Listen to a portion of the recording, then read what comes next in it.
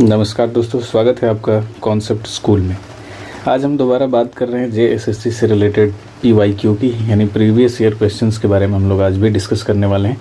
और यहाँ पे आप स्क्रीन पर देख रहे होंगे कि ये जेएसएससी इंटरमीडिएट स्तर जो पंचायत सचिव का एग्ज़ाम हुआ था उससे रिलेटेड ये क्वेश्चन है, जो कि 4/2/2018 को ये परीक्षा आयोजित करवाया गया था। और इसमें जो भी झारखंड से रिलेटेड क्वेश्चंस पूछे गए हैं उसको हम लोग यहाँ पर देखेंगे। अब सवाल ये है कि जो जेएसएससी सीजीएल का एग्ज़ाम होने वाला है वो तो स्नातक स्तरीय है, वो तो इंटरमीडिएट स्तर का है नहीं, फिर भी हम लोग इसको क्यों देख रहे हैं? तो इसका रीज़न ये है क्योंकि स्नातक स्तरीय जो भी एग्ज़ाम्स हुए हैं वो काफ़ी लिमिटेड हुए हैं, 2 से 3 एग्ज़ाम ही मैक्सिमम हुए हैं। लेकिन इंटरमीडिएट स्तर वाला आप एग्ज़ाम देखेंगे तो काफ़ी ज़्यादा मात्रा में हुआ है। तो इस वजह से जेएसएससी किस प्रकार से क्वेश्चंस पूछता है इसके बारे में अगर आपको जानना होगा तो आपको इंटरमीडिएट लेवल वाले सारे एग्ज़ाम्स के जो क्वेश्चंस हैं उनको भी देखना होगा। साथ साथ जो झारखंड एसआई में कई पेपर्स हुए हैं जहाँ पे क्वेश्चंस झारखंड से रिलेटेड पूछे गए हैं, तो उनको भी आपको देखते हुए चलना है, जिससे कि आपको आइडिया लगे कि जेएसएससी किस तरह के क्वेश्चंस पूछ सकता है। तो चलिए देखते हैं। पहला क्वेश्चन है कि चैत पर्व किस महीने में मनाया जाता है? तो इसका सही आंसर है अप्रैल महीने में। ठीक है, चैत पर्व जो है ये किस महीने में मनाया जाता है? तो यहाँ पर अप्रैल महीने में आपको याद रखना है।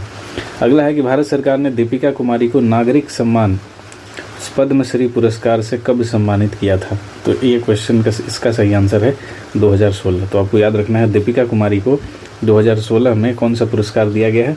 पद्मश्री पुरस्कार दिया गया है। अब इनसे रिलेटेड ये क्वेश्चन एक बनता है कि ये किस खेल से संबंधित हैं? तो आपको याद रखना है कि ये कौन है? तो ये तीरंदाज हैं, यानी तीरंदाजी से, आर्चरी से ये संबंधित है। अगला क्वेश्चन है कि झारखंड में निम्नलिखित में से कौन एक भारतीय पत्रकार और समाचार प्रस्तुत करता है? तो इसका सही आंसर है डी नंबर, अंजना ओम कश्यप। इनका नाम आपने सुना भी होगा। ये आज तक में काम करती हैं, आज तक जो न्यूज़ चैनल है वहाँ पे काम करती हैं और ये झारखंड से रिलेटेड है। तो याद रखिएगा, भारतीय पत्रकार और समाचार प्रस्तुत करता है, एंकर हैं। अगला है कि चावल झारखंड राज्य की प्रमुख खाद्य फसल है, जिसके अंतर्गत फसल क्षेत्र का कितना प्रतिशत भाग आता है, यानी कितने प्रतिशत झारखंड के क्षेत्रफल पर चावल की खेती की जाती है? तो आपको याद रखना है लगभग 80% जो झारखंड का क्षेत्र है इसमें धान की खेती या चावल की खेती की जाती है। अगला है झारखंड की औद्योगिक राजधानी किसको कहा जाता है? तो आपको पता होगा जमशेदपुर को झारखंड की औद्योगिक राजधानी के रूप में जाना जाता है। अगला है इनमें से कौन सा मेला हजारीबाग जिले के निकट हली और सिलावा में हर वर्ष माघ महीने में आयोजित किया जाता है? तो हजारीबाग जिले में पूछा जा रहा है। जगह का नाम है हली और सिलावा। यहाँ पे हर वर्ष ये माघ महीने में मनाया जाता है। तो ये मेला है। जो 6 नंबर है इसका आंसर आयोग के द्वारा गलत दिया गया था। यहाँ पे सिमडेगा मेला के बारे में बताया जा रहा है, जबकि आपको पता है कि सिमडेगा क्या है? एक ज़िले का नाम है। तो ये यहाँ पर ये आंसर ही गलत बताया गया था। मतलब हली और सिलावा नामक स्थान पर जो मेला का आयोजन होता है उसका यहाँ पर आंसर वो है ही नहीं।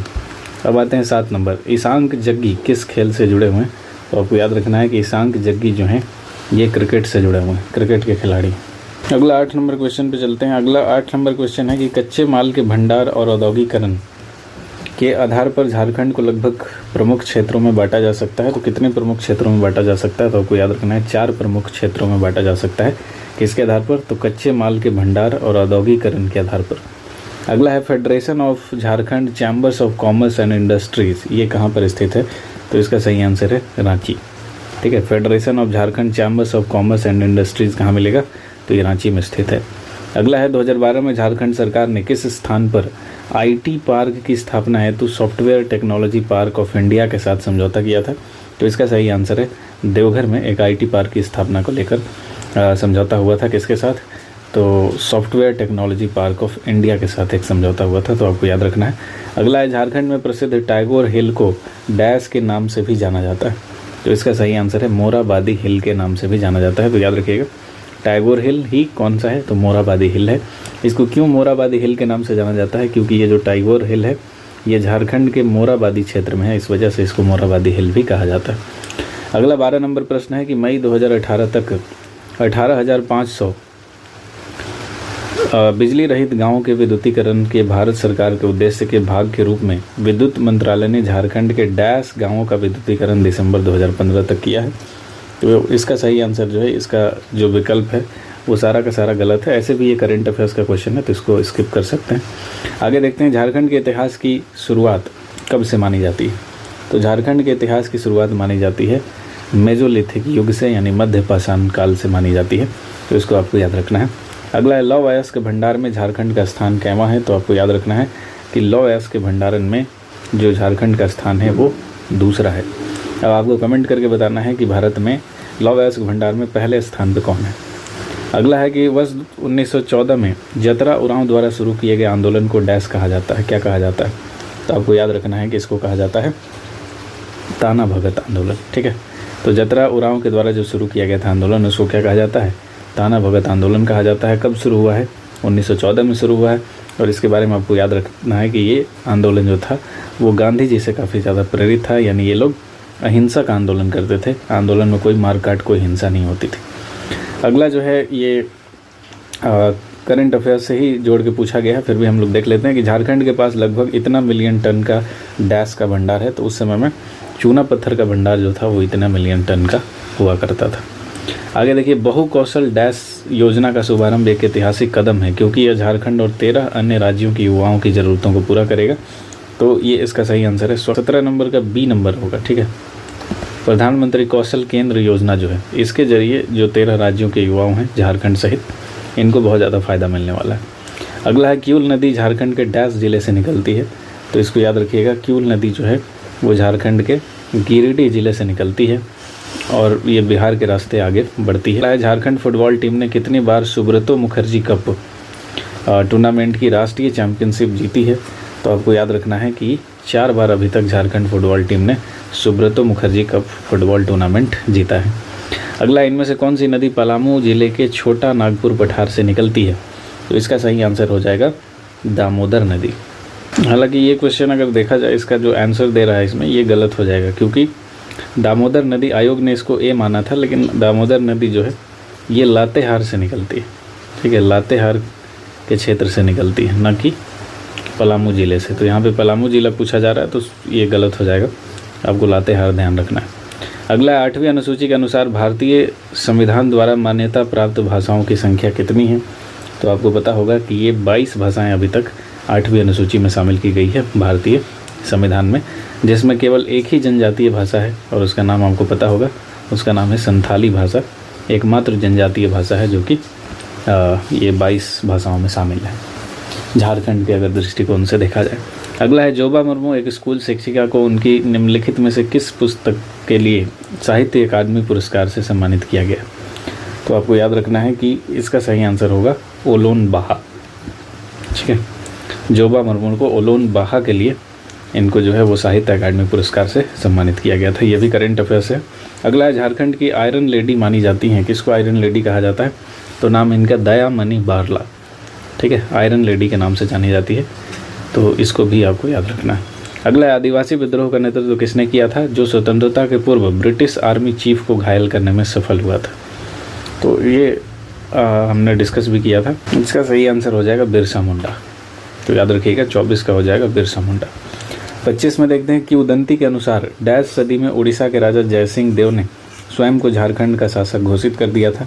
तो इसका सही आंसर है 10वीं सदी। ठीक है, 10वीं सदी में राजा जयसिंह जो कि उड़ीसा के राजा थे, इन्होंने स्वयं को झारखंड का शासक घोषित कर दिया था। अगला है, कर्मा त्यौहार के दिन श्रद्धालु लगभग कितने घंटे का उपवास रखते हैं। तो आपको याद रखना है 24 घंटे का उपवास रखते हैं कर्मा त्यौहार में। अगला है, सभी डैश आईसीसी की प्रमुख ट्रॉफियां अर्जित करने वाले MS धोनी विश्व में एकमात्र कप्तान है। तो इन्होंने अब तक जीता है कुल मिला के 3 ट्रॉफियाँ। सभी 3 आईसीसी ट्रॉफियाँ जीतने वाले MS धोनी जो हैं वो विश्व के इकलौते कप्तान हैं। तो आपको याद रखना है। अगला है, झारखंड का मुख्य प्राकृतिक प्रभाग से डैश है। तो झारखंड का जो मुख्य प्राकृतिक प्रभाग है ये छोटा नागपुर पठार से संबंधित है, ये आपको पता भी होगा। अगला है, निम्न में से कौन सा कथन ओलचिकी लिपि के बारे में सही नहीं है। तो ओलचिकी लिपि के बारे में अगर देखा जाए तो यह रघुनाथ मुर्मू द्वारा विकसित किया गया था, पहला कथन है। तो ये बिल्कुल सही है। दूसरा है कि यह अंगिका भाषा और साहित्य की एक आधिकारिक लिपि है। तो ये गलत है। ठीक है, ये जो है संथाली भाषा की एक लिपि है, आपको याद रखना है, संथाली भाषा की लिपि है ओलचिकी लिपि, जिसका विकास किसने किया है। तो रघुनाथ मुर्मू ने किया है। अगला है कि यह लिपि बाएं से दाएं लिखी जाती है, ये बिल्कुल सही है। अगला है 30 नंबर, देखिए, डैश झारखंड की दूसरी आधिकारिक भाषा है। तो इसका सही आंसर हो जाएगा 30 का देखिए हिंदी जो है यहाँ पे प्राथमिक है, लेकिन द्वितीय ऑप्शन में ही नहीं है, ठीक है, क्योंकि बहुत सारी भाषाओं को, लगभग 16 भाषाओं को झारखंड में द्वितीय का आधिकारिक भाषा का दर्जा दिया गया है, लेकिन इसमें से कोई भी नहीं है, क्योंकि हिंदी जो है ये प्राथमिक भाषा है, तो ऑप्शन ही गलत था इसका। अगला आ जाइए, झारखंड के डैश विभाग ने 100 सरकारी कार्यालयों के भवनों की छतों पर सौर ऊर्जा संयंत्र स्थापित करने की योजना बनाई है। तो ये कौन सा विभाग है? तो ये कृषि विभाग है, जो कि 100 सरकारी कार्यालयों के भवनों की छतों पर सौर ऊर्जा संयंत्र स्थापित करने वाला था। हालांकि ये करंट अफेयर्स का क्वेश्चन है। अगला भी देखिए करंट अफेयर्स का क्वेश्चन है। इसमें है कि छात्रों को अपने स्कूल की अंतिम परीक्षा डैश में लिखने का निर्णय झारखंड सरकार ने 2016 में लिया था। तो कुडुख जो लैंग्वेज है, कुडुख, जो कि उरांव जनजाति की भाषा है, तो इस भाषा में लिखने का जो निर्णय है झारखंड सरकार ने लिया था कि कोई भी छात्र है जो अपने स्कूल की अंतिम परीक्षा इस भाषा में लिख सकता है। अगला है, झारखंड क्रांति दल की स्थापना कब हुई थी? तो इसका सही आंसर है 1990 में हुई थी, ठीक है। झारखंड क्रांति दल की स्थापना 1990 में हुई थी। अगला है, झारखंड उच्च न्यायालय की स्थापना कब हुई थी? तो इसका सही आंसर है 15 नवंबर 2000, यानी जब झारखंड बना था उसी समय झारखंड उच्च न्यायालय की स्थापना हुई थी। अगला है, झारखंड के निवासी दीप सेन गुप्ता ने विश्व युवा शतरंज चैंपियनशिप को कब जीता था? तो आपको याद रखना है कि 2000 में इन्होंने जीता था। तो इस तरह से अगर आप पूरे 35 क्वेश्चंस को अगर देखेंगे तो यहाँ पे आपको दिखेगा कि स्टैटिक जीके इस पेपर में भी काफ़ी बड़े रोल में, जैसे आप देख सकते हैं ये 34 नंबर क्वेश्चन है, 35 है, 33 है, ये लगातार 32 भी है, ठीक है। इस तरह से आप 32 को छोड़ भी सकते हैं, करंट से भी रिलेटेड है। फिर आप देख सकते हैं 26 नंबर क्वेश्चन है, ये भी स्टैटिक जीके से रिलेटेड है। इसके बाद 23 नंबर आप क्वेश्चन देख सकते हैं। इसके बाद आगे आप देखेंगे 21 नंबर भी क्वेश्चन स्टैटिक जीके से है। फिर आप आगे देखेंगे 19 नंबर क्वेश्चन हो जाएगा। इस तरह से आप देखेंगे कि बहुत सारे क्वेश्चंस लगातार स्टैटिक जीके से पूछे जाते हैं। तो यहाँ पर भी हमने जो 2018 वाला पेपर देखा, इसमें भी सबसे बड़ा जो हिस्सा रहा, जो इम्पोर्टेंट रहा, वो रहा स्टैटिक जीके का। तो इसको आपको अच्छे से करना है और यहाँ पर भी आपको वीडियो लगातार मिलेगा।